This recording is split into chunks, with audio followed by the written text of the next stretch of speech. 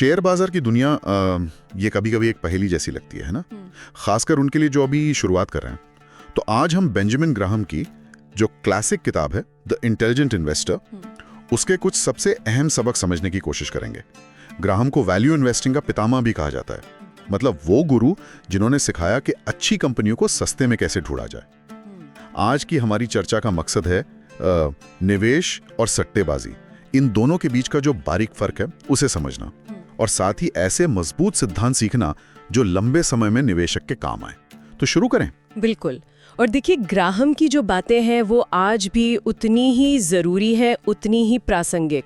उनकी किताब सिर्फ ये नहीं बताती कि कौन सा शेयर खरीदें, नहीं, ये असल में एक सोच, एक अनुशासन विकसित करने के बारे में है, ताकि आप बाजार के उतार चढ़ाव में घबराएं नहीं। अच्छा, तो सबसे पहले उठाते हैं वो बुनियादी फर्क जो ग्राहम ने बताया, निवेश और सट्टा। सुनने में तो सीधा लगता है, पर है क्या ये असल में? हाँ, ये बहुत महत्वपूर्ण है। देखिए, ग्राहम के अनुसार निवेश वो प्रक्रिया है जिसमें आप पहले पूरा विश्लेषण करते हैं। ओके। और उस विश्लेषण के आधार पर आपको उम्मीद होती है कि आपका मूलधन सुरक्षित रहेगा और आपको एक संतोषजनक, मतलब ठीक ठाक रिटर्न मिलेगा। अगर ये विश्लेषण नहीं है, अगर ये शर्तें पूरी नहीं होती, तो सट्टा है, सीधा हिसाब। और सबसे बड़ा खतरा पता है कब होता है? जब लोग सोच रहे होते हैं कि वो निवेश कर रहे हैं, पर असल में वो कर रहे होते हैं सट्टेबाजी। खासकर जब बाजार बहुत तेजी से ऊपर जा रहा हो, सब कुछ आसान लगता है तब। अच्छा, तो मतलब सिर्फ किसी दोस्त की टिप पर या अखबार पढ़कर शेयर खरीद लेना वो निवेश नहीं हुआ, जब तक खुद पूरी तरह जांचा परखा ना हो। बिल्कुल नहीं, वो सट्टा है। विश्लेषण का मतलब है तथ्यों को देखना, परखना, सुरक्षा और मूल्य के जो स्थापित पैमाने हैं उन पर कसना, हवा में बातें नहीं। समझ गया, ये तो हुई पहली बात। अब आते हैं ग्राहम के एक और बड़े आइडिया पर, सुरक्षा का मार्जिन ऑफ सेफ्टी। ये सुनने में बड़ा दिलचस्प लगता है, ये क्या चीज है? हाँ, ये तो शायद सबसे अहम सिद्धांत है पूरे निवेश जगत का। बहुत सरल सा मतलब है इसका, किसी चीज को उसकी जो आंतरिक कीमत है, उसकी जो असल वैल्यू है, उससे काफी कम दाम पे खरीदना। जैसे कोई चीज अगर 100 रुपए की है तो उसे 60 या 70 रुपए में खरीदने की कोशिश करना।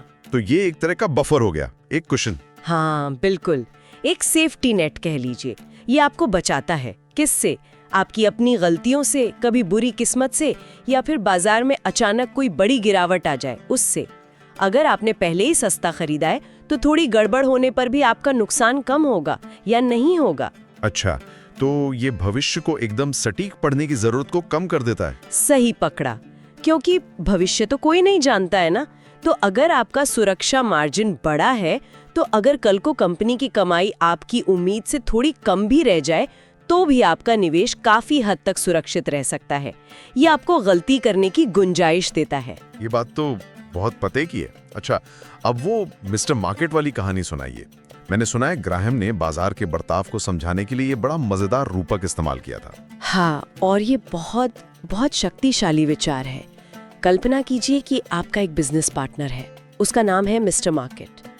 ये रोज आपके दरवाजे पर आता है और आपको 2 प्रस्ताव देता है। या तो वो आपकी हिस्सेदारी खरीदना चाहता है या अपनी हिस्सेदारी आपको बेचना चाहता है।